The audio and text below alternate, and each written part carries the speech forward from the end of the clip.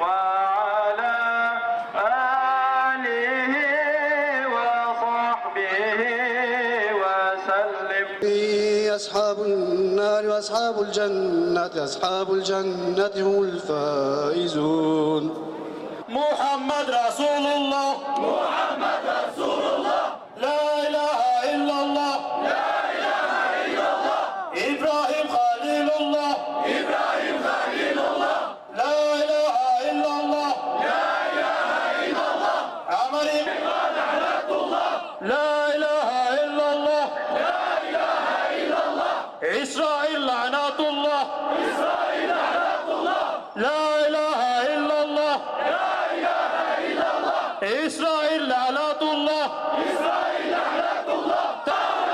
Tekbir! Tekbir! Bu mübarek Ramazan ayında Filistin'i kan deryasına çeviren terör devleti İsrail'in Gazze'ye yönelik saldırılarını kınamak üzere burada toplanmış bulunmaktayız. Irkçı ve faşist terör devleti İsrail, 3 Yahudi gencin kaybolmasını bahane ederek mazlum ve mustazaf Gazze halkına yönelik saldırı başlatmış ve bu saldırı bir katliama dönüşmüştür.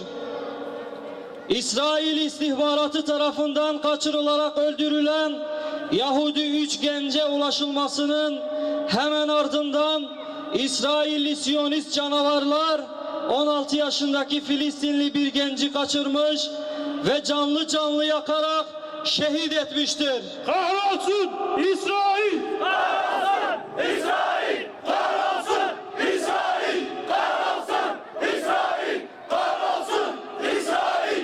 Kahrolsun İsrail! Kahrolsun İsrail! Kahrolsun İsrail! Kahrolsun İsrail! Şehit sayısı 732'ye, yaralı sayısı ise 4590'a ulaşmıştır. Huda, Huda, ey Huda! Cane meştere feda! Cane meştere feda!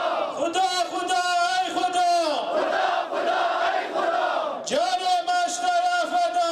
Cane meştere feda! Huda, Huda, ey Huda! Huda, Huda, ey Huda! Cane meştere feda! Cane meştere feda! Tekbir! Başta Birleşmiş Kafirler, Amerika, Almanya ve Fransa olmak üzere hemen hemen tüm Avrupa Birliği ülkeleri İsrail'in hunharca ve acımasızca saldırılarını bir savunma hakkı olarak nitelendiriyor. Yeni icat ettiği sarin gazı ve fosfor bombası gibi dünya nezdinde kullanılması yasak olan kimyasal silahları Gazze sahilinde oynayan çocuklar üzerinde deneyen ve bununla keyif alan haydut devlet İsrail'in savunma hakkından bahsetmek, aşağılık yüzlerini kan perdesiyle örtmekten başka bir şey değildir. 70 yıldır İsrail'in tüm barbarlığına ve katliamlarına ortak olan, destek çıkan, çanak tutan ve sessiz kalan Birleşmiş Kafirlerden, Amerika'dan ve Avrupa ülkelerinden bu yeni saldırılar için tepki beklemek acizliktir. Kahrolsun Birleşmiş Kafirler!